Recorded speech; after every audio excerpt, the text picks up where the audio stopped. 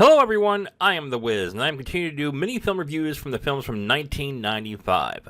Last three were of different qualities and such, so I am looking forward to the three I'm doing today. And the first one is one that has developed kind of a cult following, so let's start with this one.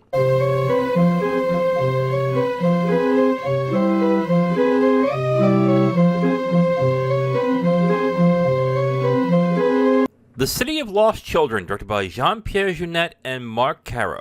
For the first half of The City of Lost Children, it enthralled me with its visual style and the creativeness of its story.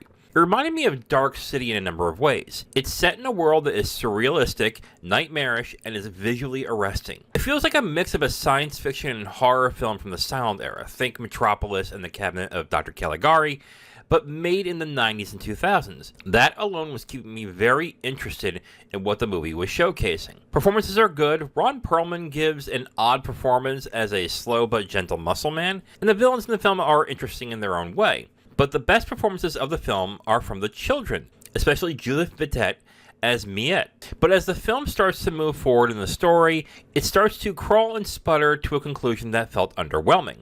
I enjoyed the feel of the film, but even then, it felt kind of off as it was heading towards the second half. The film feels like a grim fantasy that is more appropriate for a teen crowd.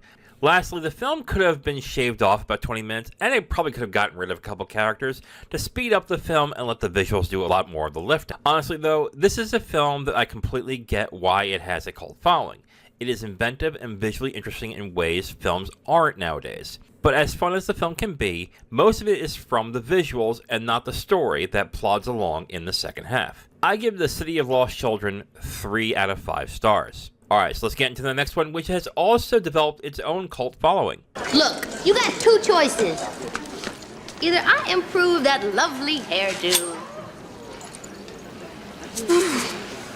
or you sing for us. Tank Girl, directed by Rachel Talalay. The most I knew about Tank Girl before watching it was that it had a very tepid critical reception, and it had even worse box office. So I expected this to be an outright bore of a film going in. And yet, I came away surprisingly disappointed, but not in the way you might think. Tank Girl has a lot going for it. The three leads are actually well cast. A young Naomi Watts and a delightfully crazy Lori Petty actually make quite a charming team. And Malcolm McDowell did a good job as usual as the villain. Also, the film has this chaotic vibe that can be entertaining in certain spots. But what I'm about to say is going to be incredibly surprising coming from a movie where the main character has sex with a kangaroo. Tank Girl plays it too safe. The film seems surprisingly conventional for a film that seems to want to flaunt its character's unhinged outlook. And yes, it has been documented that this film was cut to shreds by execs from the top, and I can believe it watching the finished product. Which is frustrating because Tank Girl definitely has everything it needs to at least be entertaining. But all it is now is a film that hints at its lunacy, but doesn't really commit to it. At all. I give Tank Girl 1.5 stars out of 5, but I am hoping they do a director's cut of this film, because I would actually be very interested in checking this out. Alright, and our final film is a film that is not talked about often, but was actually critically received very well when it came out in '95.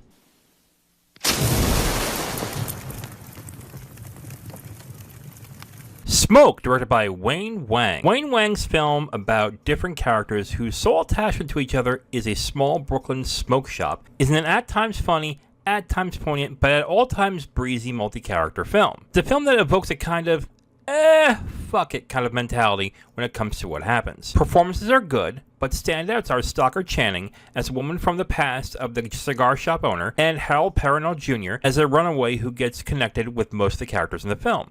Smoke is a film where I can see people who enjoy their stories to be low stakes, even when they really aren't low stakes. It's a slice of life film for a crowd that likes good stories but not all the theatrics. I give Smoke 3.5 stars out of 5. Now, I want to note here before I stop. I know it says on the screen right now that Wayne Wang is the one that directed it. I'm a little confused as to who to give this credit to, because in the beginning of the film and on Letterboxd it says that this film was co-directed by Paul Astor. But on IMDb and the end credits of the film, it just says Wayne Wang gets sole directing credit.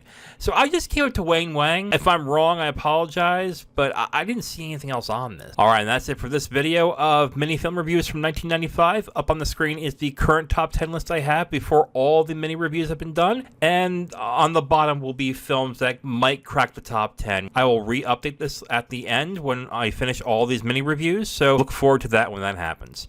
All right, guys. Tune in on June 14th, where I'll have 3 more mini reviews, and this time it's going to be an all Pride Month selection. So tune in on June 14th for an all Pride Month selection of 1995 mini film reviews. See you next time. Thank you for watching this video. If you liked it, please like it. If you didn't, please subscribe. And if you have questions or comments, go ahead and leave a comment whether you liked it or not. It just helps, you know. If you want my written reviews, you can go onto my letterbox at IamThatWiz, or you can go to my website at IamTheWiz.com. Thank you very much again for watching. See you next time.